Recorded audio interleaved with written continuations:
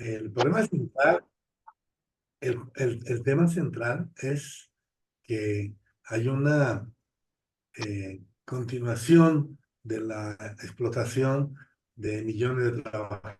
En las maquiladoras, por ejemplo, pues las condiciones de vida, de trabajo son muy malas.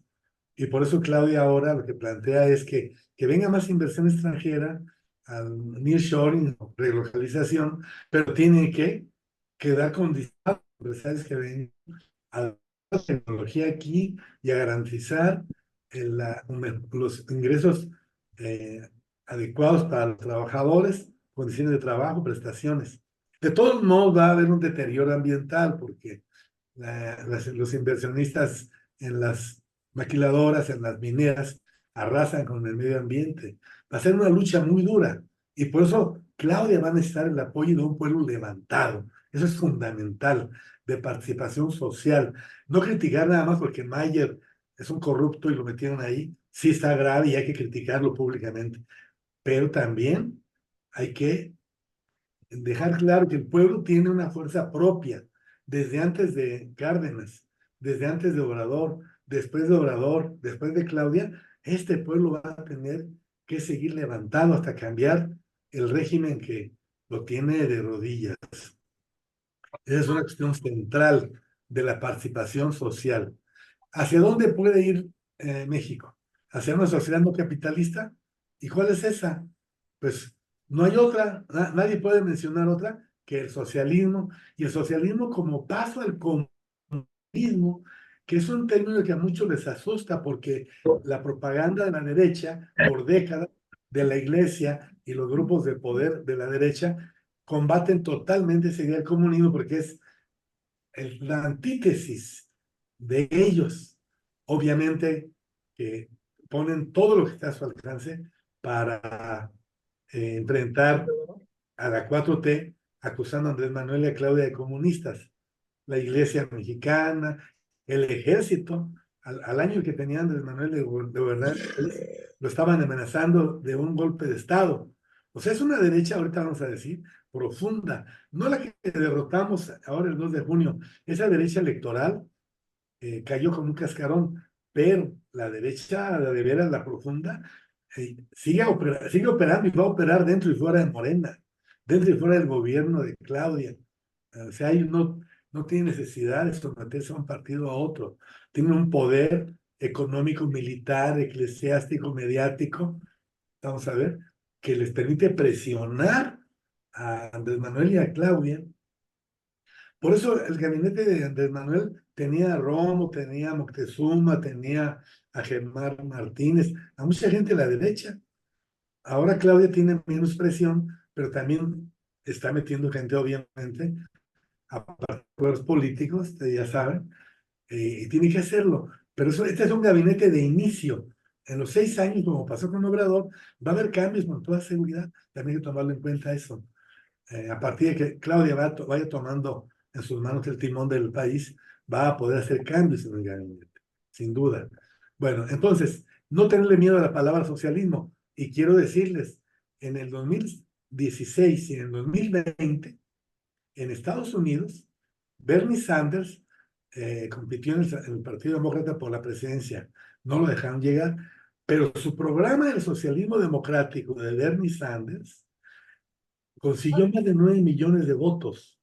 Ahora resulta que la juventud y los trabajadores de Estados Unidos le tienen menos miedo a la palabra socialismo que en México. Y que me acabo de ver en el chat de esa sesión que ganó Jeremy Corbyn en el Partido Laborista de Inglaterra, que es un partido de izquierda, del estilo de Bernie Sanders en Estados Unidos. Bueno, pues el socialismo bolivariano de Venezuela, el poder de las comunidades indígenas de Bolivia. Si no, no podemos quedarnos atrás, sometidos con el collar de la alienación, de la enajenación de Televisa, de la derecha esta que estoy mencionando, que hace propaganda en los púlpitos de las iglesias, en todos los canales de televisión, comerciales, los periódicos, en las redes sociales, con los bots. Entonces nos tienen atosigados 24 horas. Pero ya el día 2 de junio les demostramos que no les va a alcanzar para apagar la insurgencia social en México. Entonces, sabemos que el socialismo es una fase transitoria, caso de Cuba, de China, de Venezuela, en Vietnam tienen esos planteamientos, Bolivia tiene un planteamiento de corte social capitalista. Es imposible que no entren las empresas a China o a Cuba, a Venezuela, a Bolivia, porque el sistema de acumulación de capital en el mundo absorbe todo lo que es la producción de bienes y servicios, y los países que se aíslen se mueren prácticamente. Por eso es que se abren a la inversión extranjera.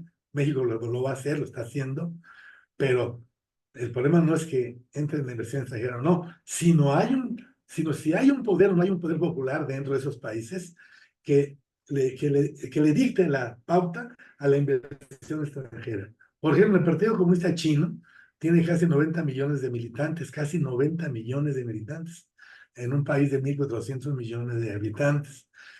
Y para la pandemia, el partido se movilizó, y los que no lo saben, que lo sepan. La vacuna china permitió evitar que la pandemia hundiera en China y murieron no más de 10,000 personas. Fíjense bien en la provincia donde nació el COVID. Gracias al control sanitario que el Partido Comunista Chino estableció en todo el país, aislaron las ciudades. Y ahora resulta que aquí tuvimos muchos más muertos en México, no sé, en Estados Unidos y en Europa, millones. Y allá donde nació el virus, no pasó a mayores por ese control de la cuestión sanitaria y de salud que se tiene en China y en la educación, y ahora ya en la cuestión espacial, en la cuestión militar. Es una gran potencia que en este siglo ya está rebasando a Estados Unidos. Junto con Rusia, están siendo un poder mundial alternativo al de Estados Unidos y Europa. Hay que ir dando seguimiento a eso. Pero lo decimos porque entonces, esta transición socialista que experimentó Rusia, la Unión Soviética y los países del Oriente de Europa, que se está haciendo en Cuba, es una transición que va a tardar años, porque recuerden que la sociedad de clases en el mundo tiene 10,000 años. Antes de esos 10,000 años, lo que prevalecía en el mundo eran las comunidades nómadas, sin clases sociales, donde el matriarcado era la forma principal de poder dentro de las comunidades, de los grupos comunitarios que no tenían asiento. Cuando se descubre la agricultura y la ganadería, que se le llama la revolución neolítica o del neolítico, hace 10,000 años, se produce un excedente de producción que permite a las clases parasitarias vivir sin trabajar. Curiosamente, las clases que siguen ahorita igual, la clase, perdón, el poder religioso y el poder militar, pudieron ya, como sectores, vivir sin trabajar. Y se crean las sociedades de clase, con el esclavismo, después las sociedades tributarias de Mesoamérica, de China, de la India, y después el feudalismo, después el capitalismo. Pero han durado cada vez menos tiempo. El esclavismo duró alrededor de 8,000 años, el feudalismo en promedio 1,000 años. Vivieron esas comunidades, esas sociedades tributarias, como en América, o en Mesoamérica, ¿no? La India y China. Después vino el feudalismo, que prolongó 2,000 años, y el capitalismo no llega a los 500 años, y ya tiene crisis muy graves. Aquí hay un paréntesis que de poner. La crisis actual es global. Es una crisis triple, y es un reto para nosotros entenderla, porque es una crisis que no se ha presentado nunca en la historia de la humanidad. Crisis del modelo neoliberal, crisis de sistema, el capitalismo, y crisis de civilización, de sobrevivencia de la especie humana. Decía Fidel Castro antes de morir, unos años antes de morir: a mí ya no me preocupa si vamos a llegar al socialismo pronto o no, sino que no desaparezca la humanidad por la acelerada destrucción de su medio ambiente y los riesgos de las guerras nucleares. El reto principal. A eso le llama crisis civilizatoria. La crisis del capitalismo expresa en que ahora son más frecuentes, más duraderas y más profundas las crisis de acumulación del capital. Increíble que mientras en China están creciendo al 6% y llegaron a crecer al 10% en los lustros anteriores, en Europa están al 2%, en Estados Unidos, y ya no se reponen porque el mercado mundial no da para la venta de mercancías que la cuarta revolución de la robótica y la inteligencia artificial está generando una crisis inmensa de sobreproducción de mercancías. Se reduce el mercado porque la inteligencia artificial y la robótica expulsa mano de obra de la economía formal y esa mano de obra ya no consume igual. En Michoacán, por ejemplo, no nada más es estado, en muchos estados de la República y a nivel nacional, la mayoría de la gente ocupada está en la economía informal, no en la economía formal.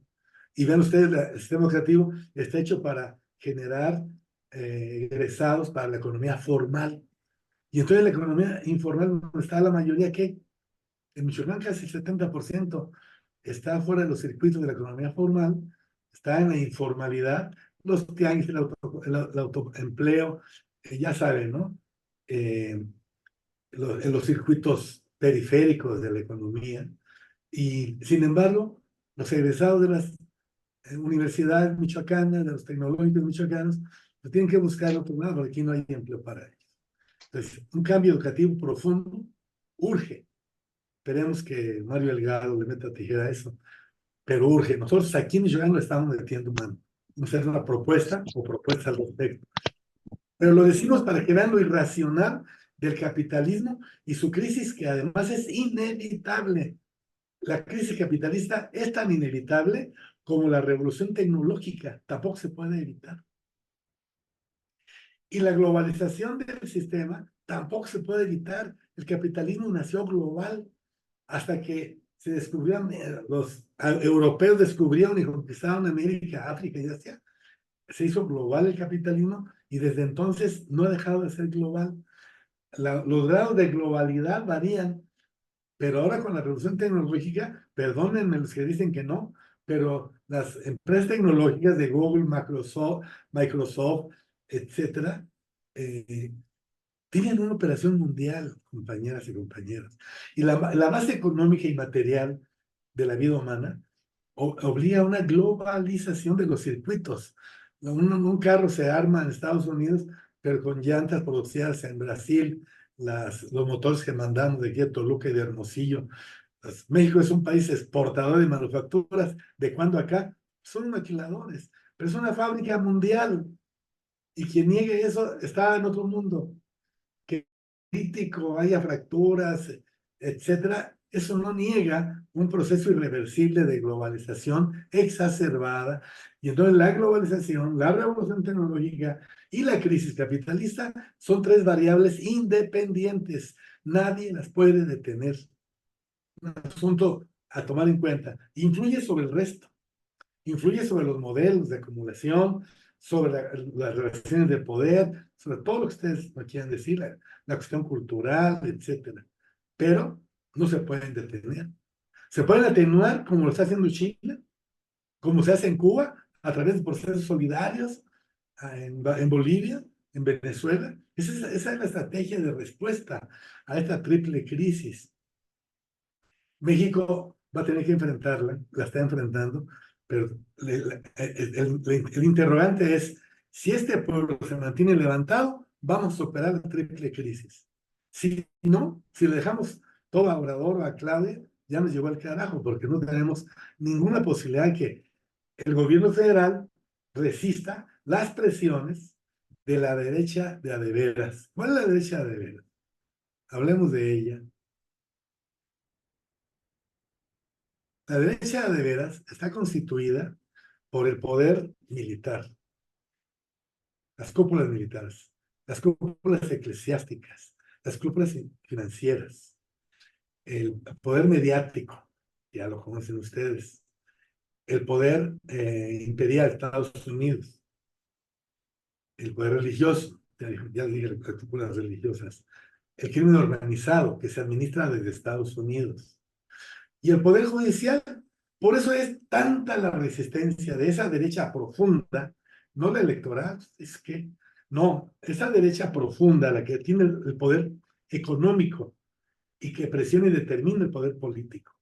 Por eso, saben que lo diga Obrador, hay que separar el poder económico del poder político, pero eso es muy difícil, eso no se va a lograr en el capitalismo. Es imposible que el poder económico y la derecha que ya mencioné renuncie a intervenir en el poder político. Por supuesto que no. Y si no pueden derrotar en las urnas al poder político, intentan romper por dentro el proceso de insurgencia popular y el partido de izquierda, que todavía no existe. Morena aún no lo es. Morena sigue siendo, como el PRD, una agencia de colocaciones, donde llega Mayer y llegan mucha gente que pues no salió de la lucha de la izquierda. Y no hay estructuras de base, no tenemos comités de base en el país, los hay de manera aislada en la Ciudad de México. Aquí en Michoacán estamos ya construyendo esa base, pero vamos a tardar. Solamente un partido estructurado en la base se puede llamar partido de izquierda. Su programa de izquierda y la estructura de militancia que coordina y se articula con la lucha del pueblo para defender las conquistas que vamos logrando. Ese es uno de los grandes retos que tenemos nosotros. Bueno, es importante señalar entonces que a partir de esta realidad vamos a evitar el error de asumir que lo que hicimos el 2 de junio en cada elección triunfante es suficiente, para nada es suficiente. La participación del pueblo tiene que ser permanente, porque la democracia participativa no es que el pueblo vote en los periodos electorales y se le consulte. Andrés Manuel dice, para que haya democracia participativa hay que consultar al pueblo. Pues no es suficiente eso. El poder popular se tiene que ejercer en las relaciones de producción, allí donde se reproduce la vida material del pueblo, en los sindicatos, también en los sectores educativos, estudiantiles, en los ejidos, en el campo, en la ciudad. El pueblo debe tener su propia fuerza y apoyar a sus liderazgos con un movimiento permanente. Me refiero a programas de lucha reivindicativa por los mejores salarios, a sindicalizar a los que no están sindicalizados. Perdimos el 90% de la gente sindicalizada en México y en el mundo en este periodo neoliberal. El sálvese quien pueda le permitió a la cúpula empresarial desbaratar los sindicatos y dejar solo los que eran, pues, achichincles de ellos. Es algo muy grave. Yo hacía la crítica hace rato que en cuanto se nombró a Mario Delgado, un grupo de sindicalistas del CENTE, son de la gente de Esther Gordillo, le apoyaron, lo felicitaron, ¿no? Y dice Mario, muchas gracias por el apoyo. Pero eso no es el sindicalismo que queremos. Queremos un sindicalismo independiente.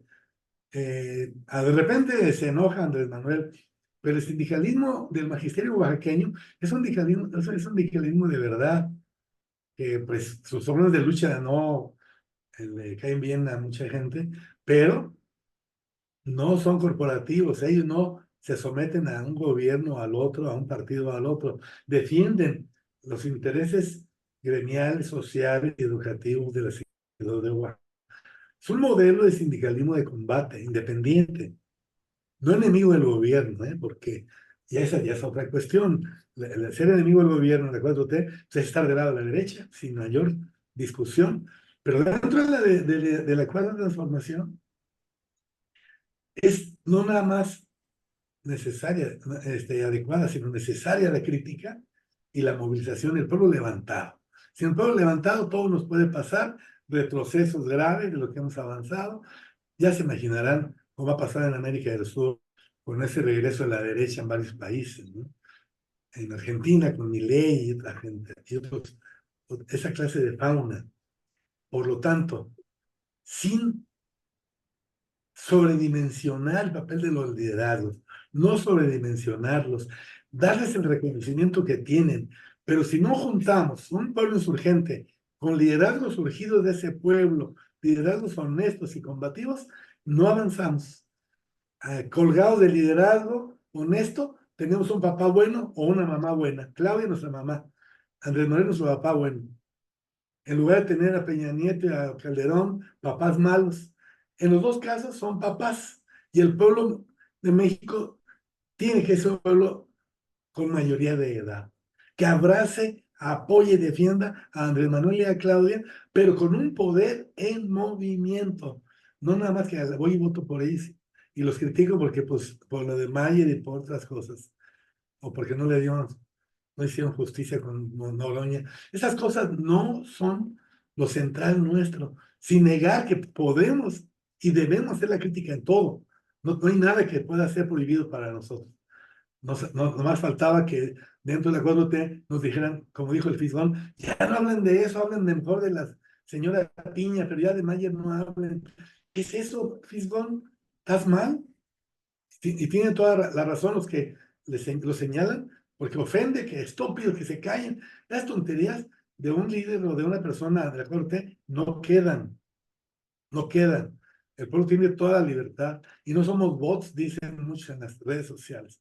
Lo comento porque no podemos sobreestimar a los liderazgos y como se ve en una iglesia, lo que dijo el cura, así no es en la lucha de clases. La autonomía de las organizaciones sociales es fundamental y hay que reconstruirlas porque nos destrozaron 6 sexenios. A recuperar la organización, la participación social organizada. Vean el ejemplo de Iztapalapa, ahí con Clara, a pesar de que el Harfuch tenía más seguidores, Clara se levantó en armas con el pueblo de Iztapalapa y la raza apoyó esa candidatura. Es un ejemplo de cómo los de Iztapalapa son canijos y casi siempre están en pelea. Y claro, se les ha visto negras también en varias ocasiones con los liderazgos locales de los grandes populares que hay por allá. Ya saben ustedes, a los Panchos Villa, que luego de repente se nos ponen los canijos, son amigos nuestros de toda la vida, desde que fundamos la CENTE y fuimos junto con ellos a Chiapas, en fin. Que no se nos ocurra bajar la guardia, porque en ese momento la derrota que venga será responsabilidad de nosotros, no de Claudia ni Andrés Manuel, de nosotros. Ese es algo central. Ahora, ninguna revolución, como consigna, se sostiene con el papel pasivo de los pueblos. Vayan a ustedes a Cuba, con todo lo que se le critica, Cuba es el país más armado del mundo. 6 millones de cubanos con armas y cada 8 días hacen ejercicios armados. Pero además dicen de nuevo que somos el pueblo más politizado. Yo digo que no. Yo he ido a Cuba varias veces y un pueblo politizado es esos canijos cubanos, desde taxista, el que hace el corte del cabello, el que sirve los mojitos ahí en Cuba, esos están informadísimos de lo que pasa en el mundo y saben muy claramente que cualquier falla o dejar de movilizarse es abrir la puerta a los gringos y la muerte de la revolución y volvería Cuba a ser el bordel de los gringos. Ellos lo saben ellos. Por eso le defienden a capa y espada, para que no ignoremos eso y, y combatamos las mentiras de Televisa, el comunismo y la dictadura de Fidel, que murió rico, todas estas arrugadas que no se sostienen, ¿no? Bueno, como decían de Andrés Manuel, narcopresidente, y Claudia, narcocandidata, y puras estupideces. Bueno, en la 4T, el avance mayor lo constituye, no, ojo con eso, no el beneficio de los programas sociales y las obras de infraestructura, Tren Maya, etcétera, ni el combate a la corrupción. El avance mayor de la 4T, y sin negar esos avances son muy importantes para que las mayorías tengan una mejor calidad de vida y de trabajo y puedan asumir nuevos retos. O sea que no estamos diciendo que no son valiosos esos avances, lo son. Sin esos avances estaríamos fregados, luchando por la tortilla nada más, como estábamos antes, sálvese quien pueda. Por eso es tan importante los programas sociales, la lucha contra la corrupción, las obras de infraestructura, etcétera. Pero más importante que todo eso es la revolución de las conciencias. Porque eso sí empodera, para el largo plazo a la gente. Nomás piensen, en Brasil hubo obras de infraestructura, hasta descubrieron petróleo, desarrollaron la industria aeronáutica y satelital. En Brasil sacaron de la pobreza durante 10 años Lula y Dilma Rousseff a más de 30 millones de gente pobre de Brasil. Aquí sacamos 5 millones en 6 años. Allá en 10 años sacaron más de 30 millones de gente pobre. Y luego, ¿por qué votaban por Bolsonaro y mandaron a la cárcel a Lula? No hubo revolución de conciencias en Brasil. Y tampoco hubo partido de izquierda en Brasil. El PT, otra agencia de colocaciones, igual que el PRD, igual que es Morena ahorita. Y en Ecuador tampoco hubo partido de izquierda ni revolución de conciencias. Y el presidente que sacó de la pobreza a millones de ecuatorianos anda huyendo fuera del país. Y en Argentina, quienes salvaron a la economía que estaba quebrada en el 2001, Néstor Kirchner y su esposa Cristina, sacaron de la pobreza millones de argentinos. Y ahora votan por Milei. No hay revolución de conciencia ni partido de izquierda en Argentina. ¿Queda más claro? México necesita, la 4T necesita la revolución de las conciencias, pero no con el fisgón, porque ese igual te nos va a llevar para atrás. Digo, es mi amigo y lo hablo muy bien, pero no le perdono nada cuando mete la pata. No, la revolución de las conciencias y el partido de izquierda. En primer lugar, el partido de izquierda. Y la revolución de las conciencias que deben entrar a la escuela preescolar, primaria, secundaria y superior, porque nos tumbaron los planes de estudio, es la conciencia social y humanística.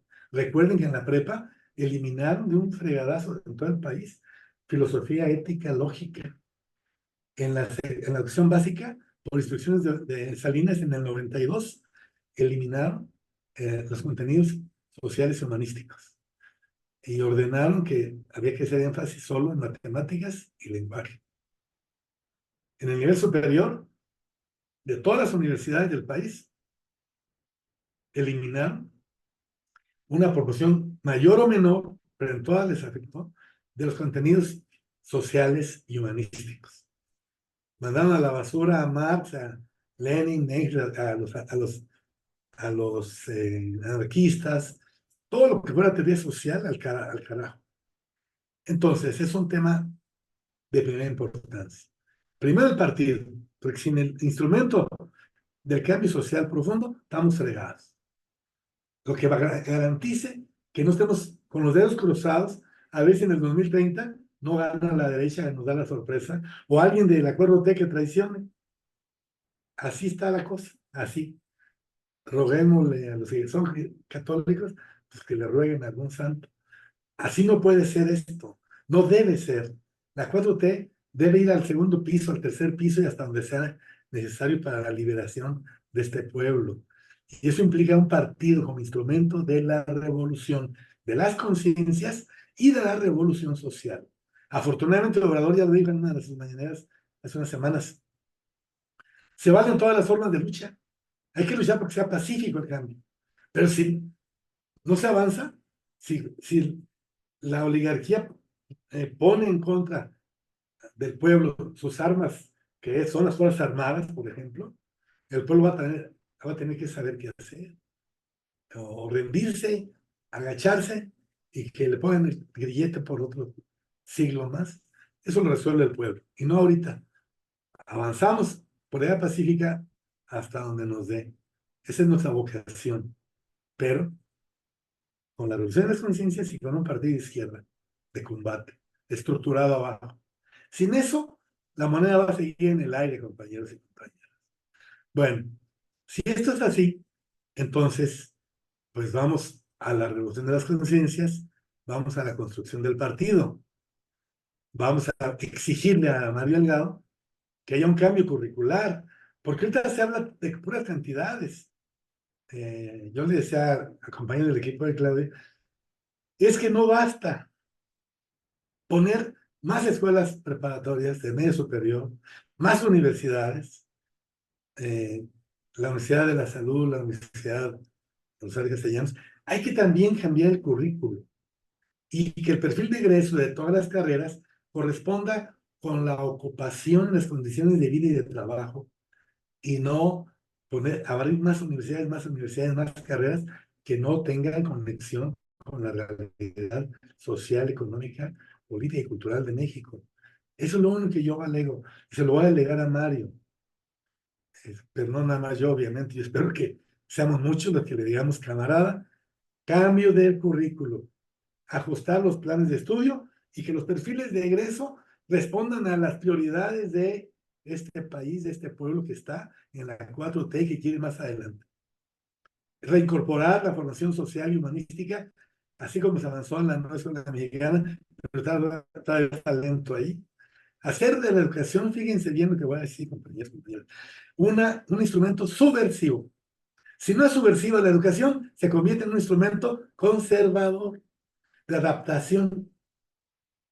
Yo soy maestro, me jubilé para entrar en la campaña de Claudia, 47 años de profe, en la UNAM, en bachilleres, en la normal superior, en la Universidad Michoacana, en la UPN, y siempre traté de ser subversivo, en el salón de clases y en la calle.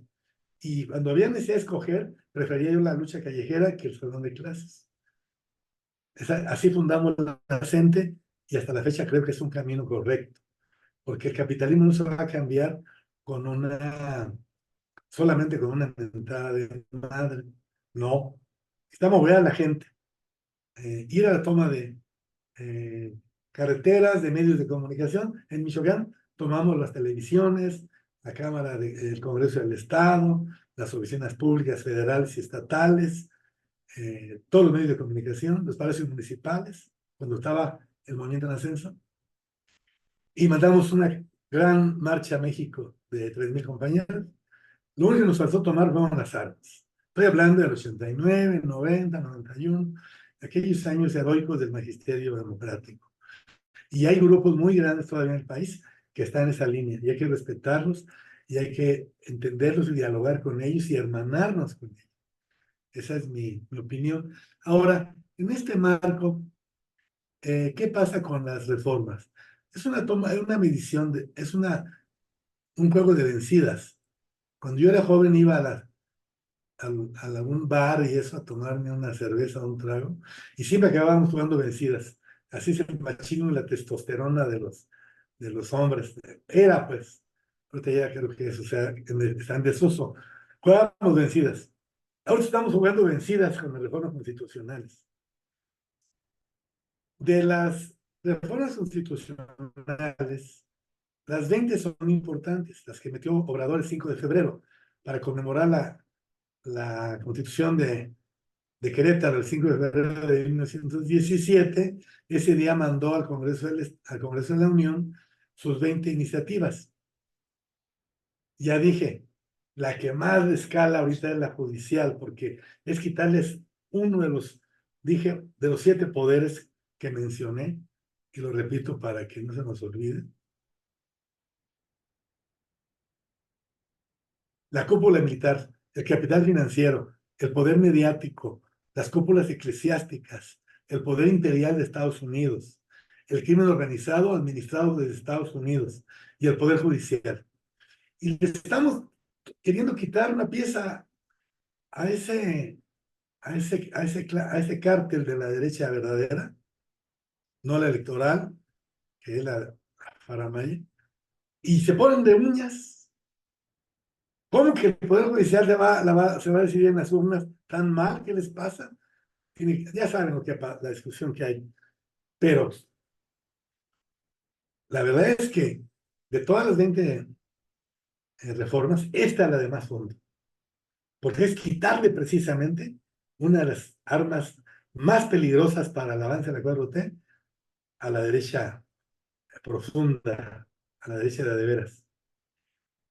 Porque con el Poder Judicial en sus manos, no nada más liberan narcotraficantes y delincuentes de primer nivel, no, sino en cualquier momento enjuician al presidente o le ponen una zancadilla a Claudia judicial, como lo hicieron en América del Sur, ¿por qué no?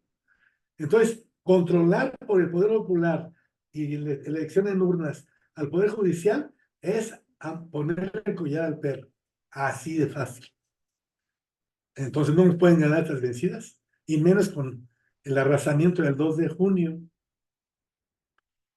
¿Qué tenemos entonces nosotros? Tenemos que revisar las reformas, compañeras, para no perdernos entre el bosque y ver de las 20 reformas cuáles son las que vamos a tener que jugar vencidas con la derecha. Esta es la más importante, pero también el reconocimiento a los pueblos y comunidades indígenas y afromexicanas. Y también el de mantener el salario mínimo encima de la inflación y también las pensiones de los que nos jubilamos. Y tengo familiares y amigos que están cobrando desde hace más de 20 años una pensión de 3,000 pesos. Lo que hizo el neoliberalismo con millones de personas desgraciados, con gente que entregó toda su vida a la chamba y anda completando para la tortilla porque no tiene una vida digna. Entonces es muy importante esa reforma. Garantizar que el derecho a la educación y al trabajo de los jóvenes es fundamental, obviamente. El tema de el apoyo a los campesinos para que recuperar el campo mexicano que quedó destrozado por los acuerdos de libre comercio de Salinas. Y también, el TEC-MEC, está fregando mucho el campo mexicano. En la reforma número 15 hay algo medular. Dice, se utilizarán para trenes de pasajeros, 18,000 kilómetros de vías férreas, etc. Y luego dice, asimismo, el Estado estará obligado a garantizar el derecho del pueblo a los servicios de Internet. Tome nota, es la 15 de la Sinodal Obrador. Luego viene la reforma electoral, las pluris y todo eso. Es muy importante también. Y luego viene la elección electoral en las urnas para los magistrados. Y luego viene la Guardia Nacional hacia la Secretaría de la Defensa. Y si ustedes notan, en ninguna de las 20 reformas que mete Obrador entra de lleno a un tema central de la revolución de las conciencias. Señalé la 15 porque ella habla del derecho al acceso a Internet y él se comprometió a ofrecer Internet en todo el país a través de la Comisión Federal de Electricidad. Esa reforma es muy importante porque la información es poder, compañeros, compañeras. Y si el pueblo mexicano accede a Internet, el pueblo, me refiero a la gente más amolada, a las trabajadoras, a los trabajadores de la construcción, a los taxistas, o la gente jornaleros agrícolas. Si pueden en su celular o en alguna radio que tengan, conectarse, algún aparato de televisión conectado a Internet, ya tienen esa conexión, los famosos Smart TV. Ya no van a llegar a ver qué dice Televisa nada más, o la derecha. Si van a poder meterse, a ver qué dijo Obrador en la mañanera, o qué dice Claudia en las ruedas de prensa. Y ahí sí estamos hablando de la revolución de las conciencias. Pero todo lo demás tiene que ver con las condiciones de vida y de trabajo materiales, compañeras, incluyendo lo que decíamos de la construcción de universidades y escuelas de nivel medio superior, incluyendo eso.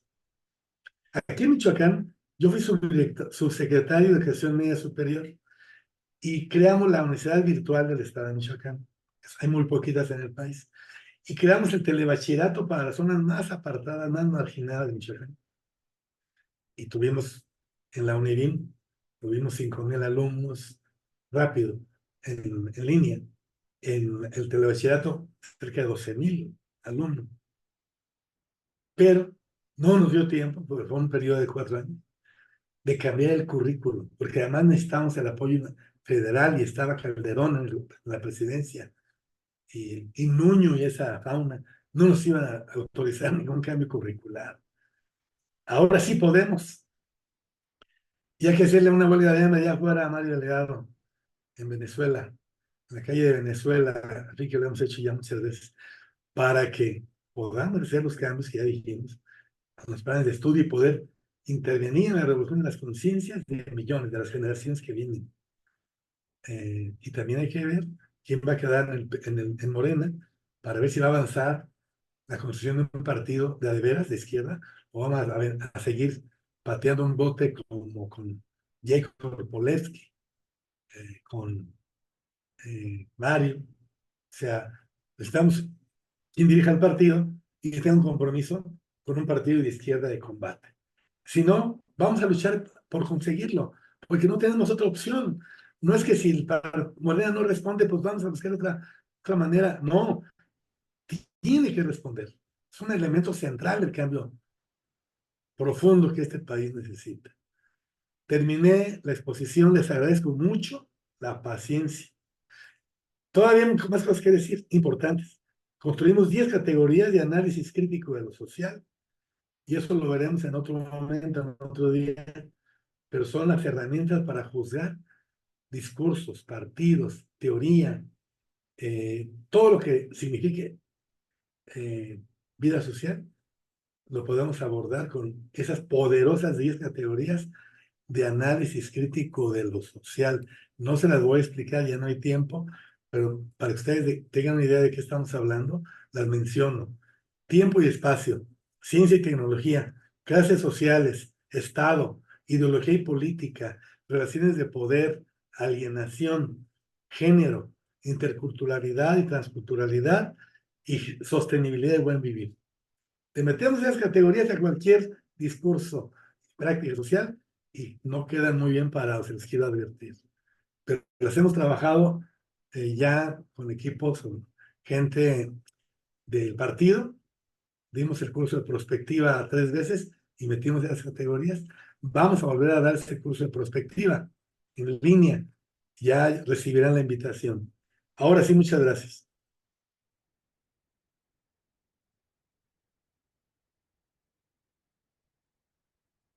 Bueno, pues como no nombramos un moderador, tiene que ser la compañera de Felisa la que provocó esta sesión.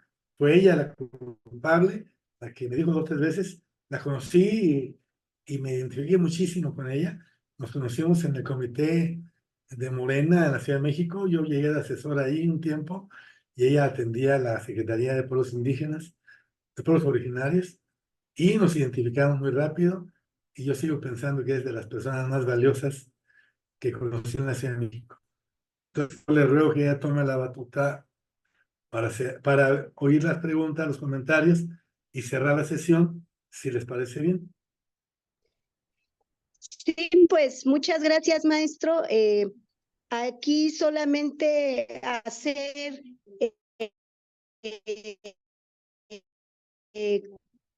un comentario y posteriormente, si alguno de los compañeros que están en la sesión quieren participar, que nos comenten para darles la entrada y que sean rápidos.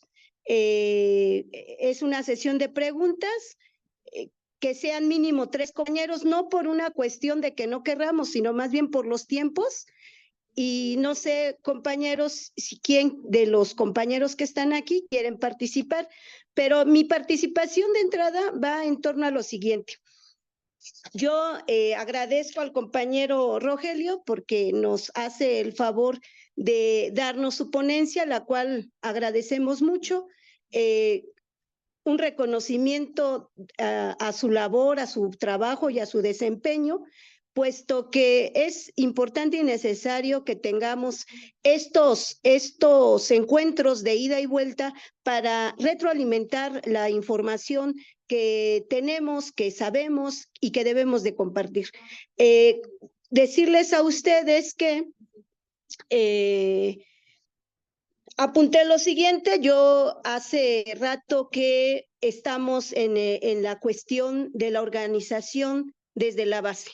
Para mí, como al igual que el compañero Rogelio, como dice él, hay algún momento en que me interesa más la parte territorial que la parte de oficina, porque la verdad es que es importante la parte de la organización.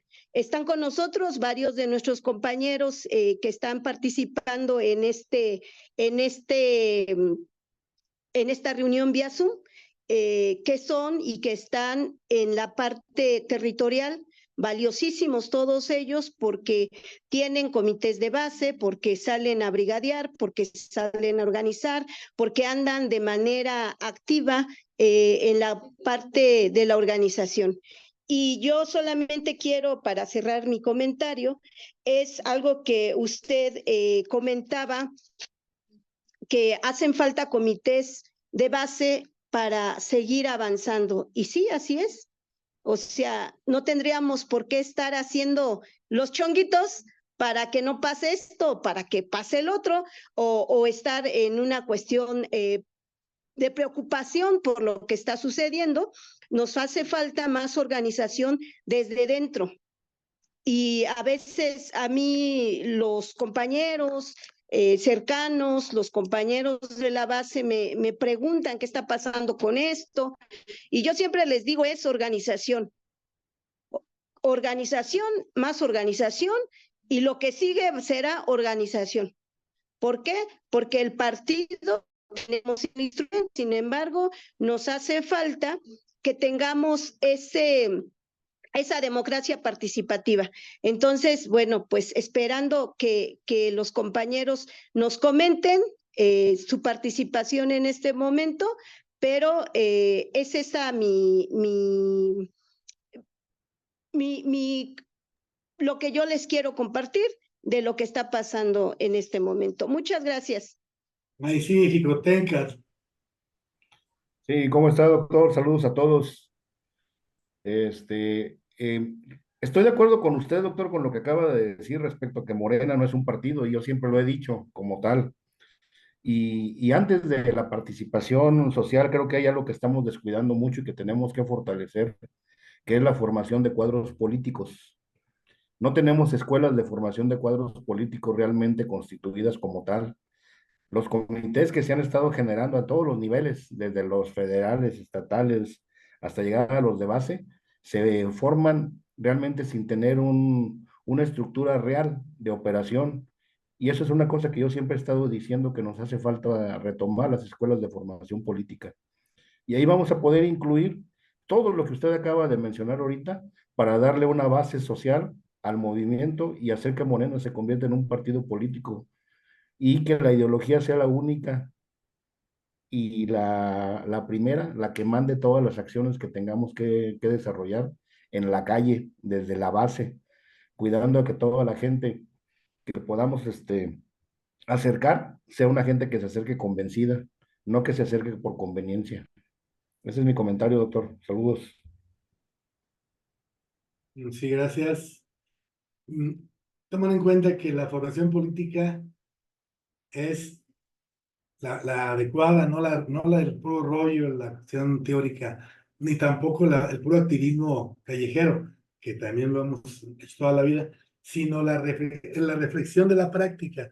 Ahorita Felisa hizo un ejercicio de reflexionar la práctica de la formación de comités, del trabajo territorial, y esta reunión es de reflexión de la práctica, nuestra práctica colectiva, lo que hemos hecho y lo que no hemos hecho. Ese es un ejercicio de formación política, por eso yo accedí 100% cuando me dijo Felisa, hay que hacer una reunión de ese tipo.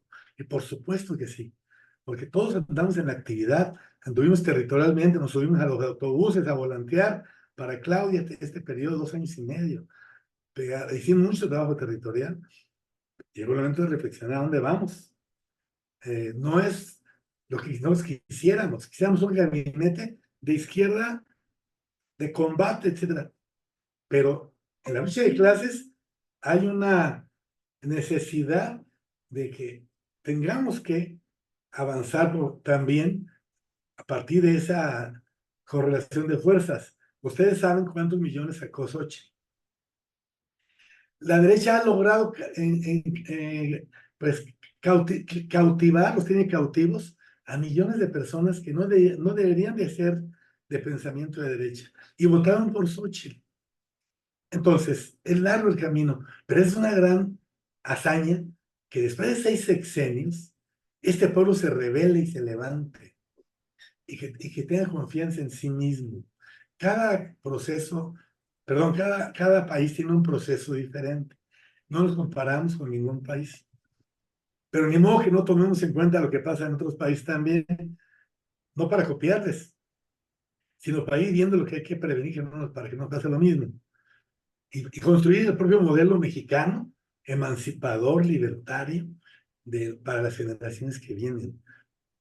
Yo tengo 76 años, ya viví bastante, ya anduve en todas las luchas que se puedan imaginar, desde el 68 para acá, en la toma de tierras, etcétera.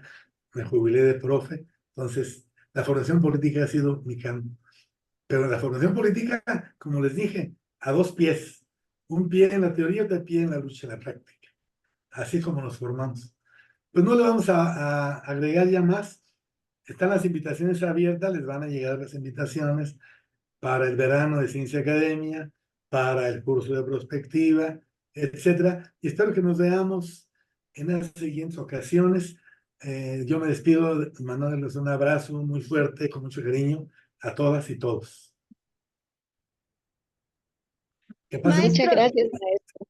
maestro, solamente hacer una última, un último comentario. Espero que no sea la última vez que nos encontremos por este medio y en un momento nos podemos volver a ver con otro tema. Muchas gracias. ¿Cómo no? No, que pasen buenas noches. Buenas noches. Buenas noches, muchas gracias Buenas y mucho noches. gusto a todos de Buenas conocerlos. noches a todos. Saludos.